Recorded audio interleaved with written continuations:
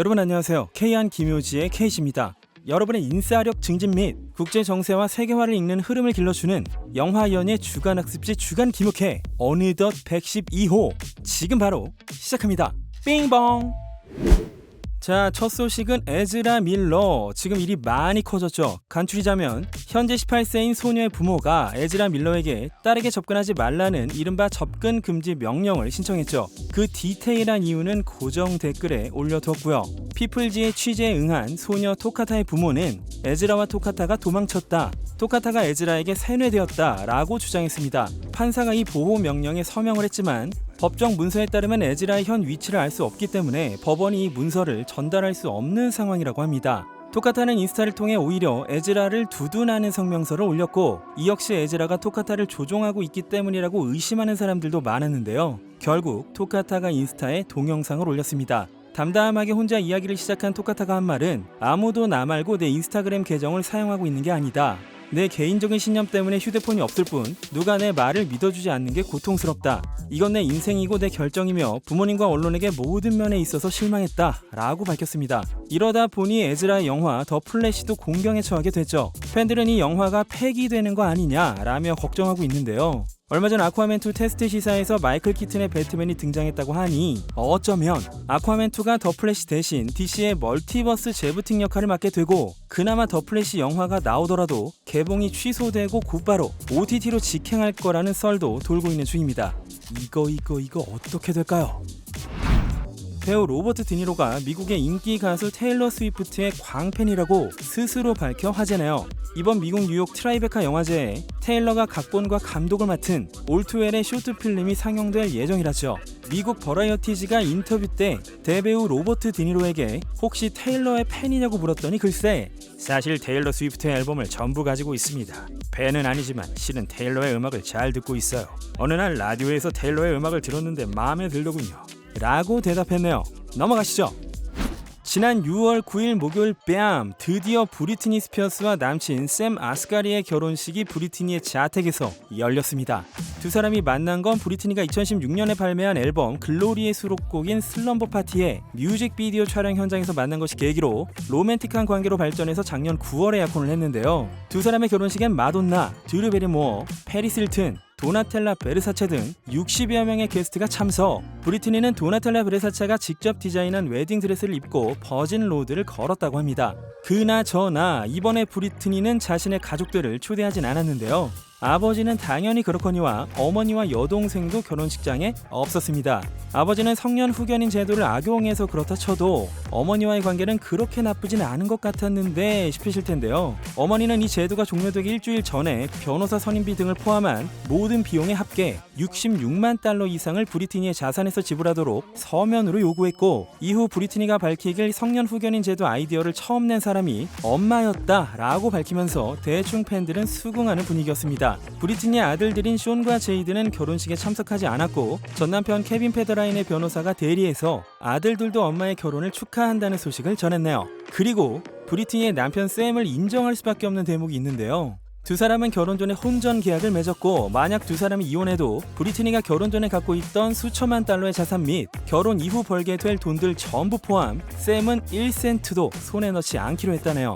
언론에선 이걸 철벽 계약이라고 표현하고 있습니다. 이 혼전 계약은 샘이 브리트니에게 프로포즈를 한 직후에 브리트니의 법률이나 재산관리 대리인, 즉 브리트니의 팀이 제안했다고 하는데요. 만약 브리트니가 앞으로 음악 커리어를 다시 시작하게 되면 상당한 액수의 돈을 벌게 될 것이기에 이런 제안을 했고, 샘은 이걸 받아들였다고 합니다. 뉴욕타임즈에 따르면 브리트니의 총 자산은 2021년 기준 약 6천만 달러, 한화 775억 되겠습니다.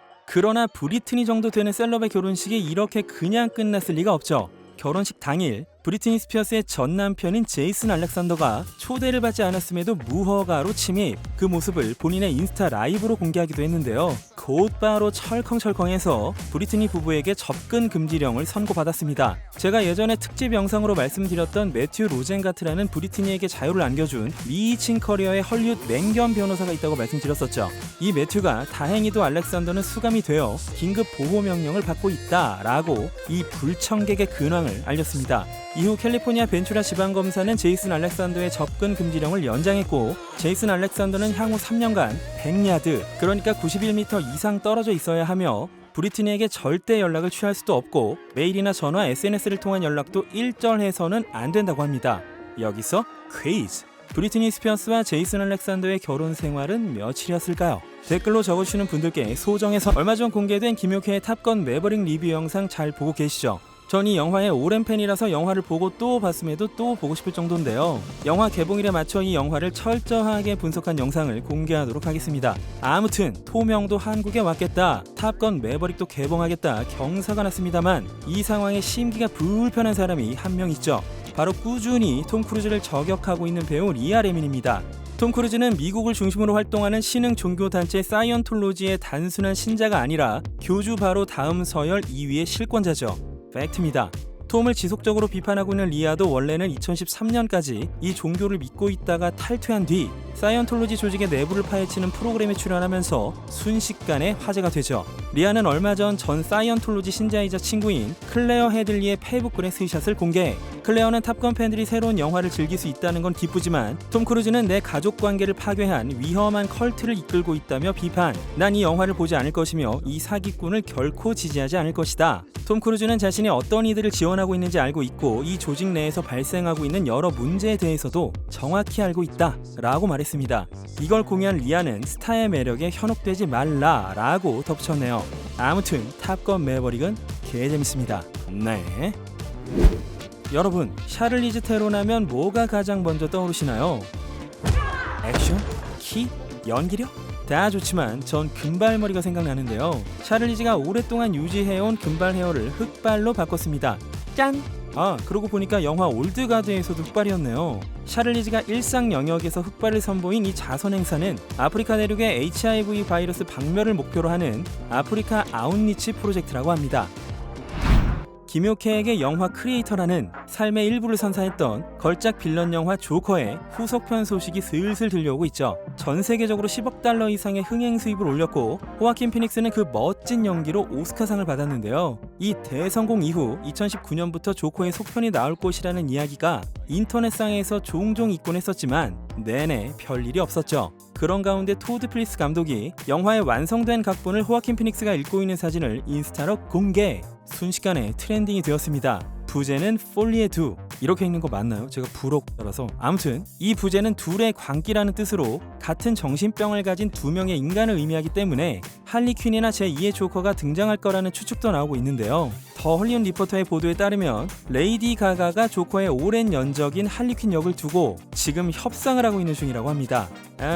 네네 다 압니다. 저도 마고 로비 좋아하니까요. 하지만 여전히 DC 이후와는 독립적인 세계관이 될 듯하고요. 만약 가가의 계약이 성립되면 이 영화가 뮤지컬 장르가 될 거라는 보도도 나오고 있어서 팬들은 매우 당황하고 있죠. 사실 레이디 가가 하면 노래고 호아킨 피닉스도 영화 앙코르에서 춤과 노래를 선보인 적이 있기 때문에 아예 말이 안 되는 얘기도 아닌 듯합니다만 아무리 그래도 뮤지컬은 말도 저도 너무 재밌어서 이젠 2회차 갈 예정인 넷플릭스의 기묘한 이야기 4. 여러분은 여기서 어떤 캐릭터를 가장 좋아하시나요? 전 조키어리가 연기한 스티브 해링턴을 가장 좋아하는데요. 스티브가 시즌 초기엔 별로였는데 회를 거듭해 갈 때마다 기묘한 아이들과 뭔가 좋은 형동생 케미를 보여주면서 이 캐릭터와 배우의 애정이 생겨버렸습니다. 특히 극 중에서 더스틴과 사이가 무척 좋고 콤비 플레이를 하곤 했는데 이젠 정말이지 이 시리즈에 있어 필수 불가결한 존재가 되었습니다. 그런 조키어리가 실생활에서도 어린 동생들이 상처를 입거나 스트레스를 받지 않도록 항상 주의를 기울이는 모습이 틱톡 영상으로 공개되었습니다. 이번에 화제가 된 이 영상은 2017년에 열린 코미콘 행사 때 벌어진 일인데요. 한번 보시죠. Finn Wolfhard, ladies and gentlemen. Finn Wolfhard, an actor born with the greatest porn name ever. Dude, stop. And lastly, kids, and sometimes that's not an advantage. 이 일이 있고 나서 엄청나게 비판을 받았던 진행자인 패트 노스발트는 자신의 트위터로 내가 웃기는 줄 알았는데 사실은 형편없는 라며 사과를 했었죠. 기묘한 이야기의 소년소녀들은 하나같이 조키어리는 엄마이자 형이자 오빠 같은 존재로 많은 영감을 준다고 밝혔습니다. 얼마 전 아쿠아맨 제이슨 모모아와 에이자 곤잘레스가 사귄다는 소식을 전해드렸었는데요. 불과 4개월 만에 깨졌습니다. 우후! 한 관계자는 피플지와의 인터뷰를 통해 두 사람은 전혀 다른 종류의 인간이었다 라고 밝혔는데요. 또 어떤 관계자가 말하길 이들이 다시 잘 만나게 되길 기대하고 있다 라고도 말했습니다. 도대체 왜 깨졌는지는 밝혀지지 않았지만 분노의 질주 10편의 프로모션이 시작될 무렵에는 내내 전 세계를 함께 돌아다녀야 하니까 혹시 모르죠. 얼마 전 톰 행크스 65세가 상당히 야윈 모습으로 목격이 되어서 걱정스러운 목소리가 나오고 있죠. 지금 이 사진이 6월 15일에 뉴욕 맨해튼에서 걷고 있는 모습이라는데요. 작년 9월에 비해서 상당히 야위어 있습니다. 6월 4일엔 호주의 골드코스트에서 자신의 출연작 엘비스의 프리미어 이벤트에 참석했는데 그때 스피치를 하는 동안에도 오른손을 연신 떨고 있었다는 목격담이 나오면서 정말 팬들의 걱정이 이만저만이 아닙니다. 톰 행크스는 2000년도의 영화 캐스트 어웨이에서 22kg를 감량하고 한참 전인 1993년의 영화 필라델피아에선 24kg를 감량했었는데요. 설령 영화 때문이라고 해도 지금의 모습은 좀 우려가 되긴 하네요. 톰 행크스의 차기 작품은 로버트 저메키스 감독의 히어라는 이름의 작품이라고 합니다. 부디 건강하셨으면 좋겠습니다. 자, 지금부터는 여러분이 궁금해하실 조니 뎁과 앰버 허드의 근황입니다. 어째 재판이 끝나도 구설수가 끊이질 않네요. 지금 느낌 좋은 조니 뎁은 기타리스트이자 친구인 제프 백과의 새 앨범을 발표했죠. 조니의 생일이 6월 9일인데요. 이날 인스타로 오스트리아 출신의 배우이자 발명가이기도 했던 헤디 라머의 사진을 올리면서 soon이라는 코멘트를 달았죠. 앨범 제목은 18이고 무려 13곡이 수록되어 있다는데요. 여기 수록된 오리지널송의 제목이 This is a song for Miss 헤디 라머 라고 합니다. 이 곡은 무려 조니 뎁이 노래를 했고요. 이미 싱글로 발매가 되어서 현재 들어보실 수가 있겠습니다. 나머지 앨범 수록곡들은 전부 커버곡이고 발매는 7월 15일입니다. 그런데 이 신곡 가사가 주목을 받았죠. 이 곡에는 이젠 인간을 믿을 수 없다 라는 가사가 반복되거든요. 게다가 아무도 듣고 있지 않을 때에 짓거리는 건 어렵지, 공포에 떨고 있는 걸 모두가 보고 있어, 부끄럽고 부끄러움도 모르지, 아프기도 하고 통증을 못 느끼기도 하지 라는 등의 내용도 있습니다. 이러다 보니 팬들은 당연히 이 곡은 앰버 허드를 만난 이후에 조니의 심경을 담은 곡이다 라고 추측하고 있습니다. 그리고 조니 뎁이 출연하는 디오르의 향수 광고가 골든타임, 그러니까 저녁 7시부터 10시 사이 가장 시청률이 높을 때에 방송되기 시작합니다. 이 광고는 이미 2021년 9월에 공개된 적이 있는 광고로 재판 끝나자마자 광고하는 클라스도 놀랍지만 업계 전문가들은 이게 조니의 완전 복귀의 서막이다 라고 짐작하고 있습니다. 또 한 가지 재밌는 에피소드도 공개가 됐는데요. 뉴욕 포스트에 따르면 재판 승소 판결이 나온 후 영국에 온 조니 뎁이 페이스타임을 통해 로버트 다우니 주니어에게 축하를 받았다고 합니다. 로버트가 남긴 말은 다음과 같습니다. 조니, 끝나서 다행이야. 아무래도 승소를 이끈 주인공이다 보니 조니의 변호사 카밀 바스케스도 연일 상한가를 치면서 취재에 응하고 있는데요. 재판 중에 조니의 변호인단의 살인적인 스케줄에 대해서 언급을 했습니다. 재판이 끝나면 호텔로 돌아갔고 그곳은 몇 달 동안 우리의 보금자리였습니다. 옷을 갈아입고 밥도 나오는 2개의 전쟁터가 있었고 거기서 다음날 새벽 5시까지 밤을 새가며 재판을 준비했습니다. 앰버의 반대 신문을 하기 전, 모두 변론과 최후 변론을 하기 전 새벽 1시나 2시쯤에 잠들곤 했고 우리 팀은 5시에서 5시 반까지 작업하곤 그 결과를 제 호텔 방문 앞에 뒀습니다. 그리고 제가 결과를 확인하면 팀원들이 1시간에서 1시간 반 정도 쪽잠을 자고 나서 다 같이 법정에 갔습니다. 라며 이번 승소가 팀 전원의 노력의 결과라는 걸 밝혔습니다. 그렇다면 앰버 허드는 어떨까요? 파산 위기설이 나오고 있는 가운데 새로운 보도에 따르면 앰버는 프라이빗 제트기를 타고 뉴저지로 날아가 뉴욕에서 열리는 어떤 미팅에 참가했다고 합니다. 동생도 데리고 갔다는데 이 미팅의 주제는 알려지지 않고 있죠. 아무튼 이 프라이빗 제트기에 거의 대부분의 언론과 여론이 부정적인 상태로 법적인 배상금을 지불한 여유는 없다고 하면서 지난주 주간기획회에서 알려드린 대로 엄청난 고액의 호화로운 집을 렌트해서 살고 일반인들은 상상도 못할 금액의 프라이빗 제트기를 타는 게 말이 되냐는 것이죠. 그런 가운데 앰버는 MBC의 아침 정보 프로그램 투데이에 등장해 인터뷰를 한 예고 영상이 공개되기 시작합니다. 패소 이후 처음으로 공개적으로 입을 연 것인데요. 사실 앰버의 변호인단이 앰버에게 재판이 끝나고 약 2주 텀을 두고 그 사이에는 자신을 위로하라는 충고를 했다고 합니다. 그러니까 2주간의 쿨타임이 찼다는 거죠.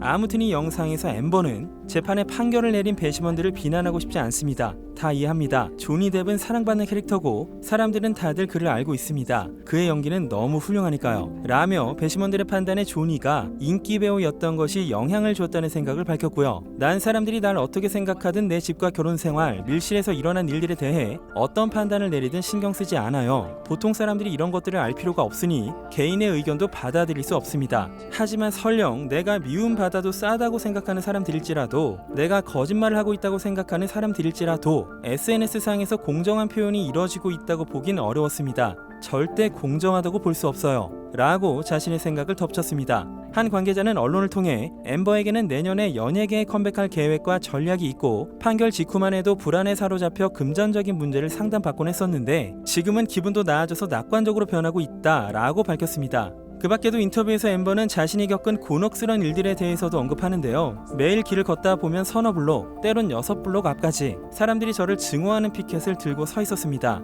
3주 반 이후 증언대에 섰지만 법정엔 잭 스패로우의 팬들이 가득했고 다 하나같이 함성을 지르고 있었습니다. 이건 제 인생에서 가장 부끄럽고 저열한 일이었으며 이토록 스스로가 인간이 아닌 것처럼 느껴본 적이 없었습니다. 전 분명 인간 이하의 취급을 받고 있었습니다. 그러나 재판 당시 제가 증언한 걸 제가 죽는 날까지 고집할 것이고 권력에 맞서 목소리를 높인 대가를 치렀으며 조니 뎁이라는 영향력이 엄청난 인물에 대해 목소리를 높여왔던 것을 후회하지 않는다. 난 언제나 진실을 이야기해왔다. 라며 지금까지도 자신의 주장을 관철하는 모습을 보였습니다.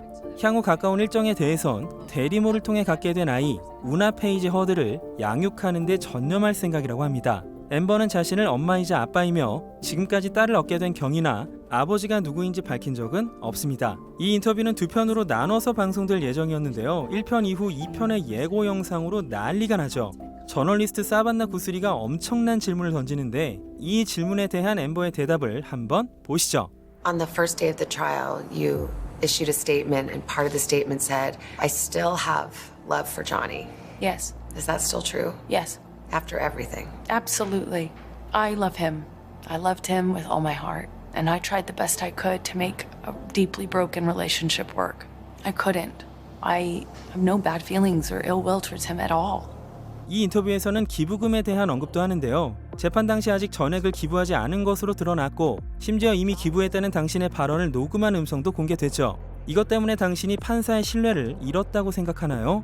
라는 질문에 앰버는 전 법정에서 맹세를 했고 그 다짐은 시간을 두고 이루어지는 것입니다. 라고 해명했습니다. 그리고 이 시점에 앰버 허드의 아쿠아맨2 출연 분량이 대폭 줄어든 것 뿐만 아니라 영화사가 전체 분량을 삭제하고 새로운 배우를 기용해 재촬영한다는 보도가 나왔죠. 앰버 허드는 아쿠아맨2에서 메라를 연기하고 200만 달러의 출연료를 받았는데요. 이미 재판에서 DC 필름스의 사장인 월터 하마다가 앰버가 제이슨 모모아와 케미가 나빠서 대신 다른 배우를 캐스팅할 것을 검토했었다는 발언을 했기 때문에 있을 법한 일이지만요. 이게 업계에선 상당히 극단적인 경우로 비용과 시간이 워낙에 많이 소요되기 때문에 가급적이면 제작사로서는 정말 경험하고 싶지 않은 일이기도 합니다. 워너가 이런 소식에 보통은 거의 반응을 하지 않기 때문에요. 아마 이렇게 되더라도 캐스팅 이후나 촬영 이후에 소식이 들려오지 않을까 싶네요. 그리고 아까 보여드렸던 인터뷰 방송 이후에 재판 배심원이 등판합니다.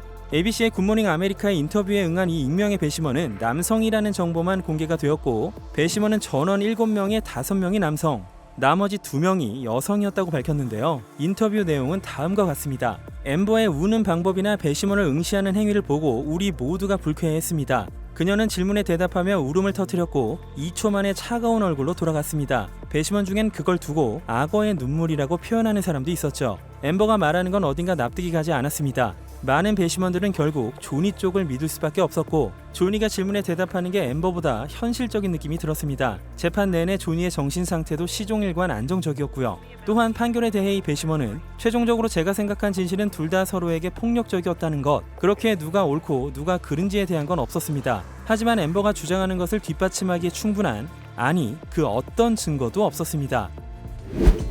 네, 오늘 순서는 여기까지 하겠습니다. 이번 주에 공개된 영화 마녀2 최동원 감독의 외계 플러스인 톰 크루즈 형의 탑건 매버릭 리뷰 영상도 꼭 챙겨봐 주시면 감사하겠고요. 김효캐와 밀접하게 소통하며 채널을 심도 있게 즐길 수 있는 멤버십 묘캐땅과 김효캐 굿즈도 한 번씩들 좀 살펴주시면 굽신굽신. 지금까지 주간 김효캐 K였습니다.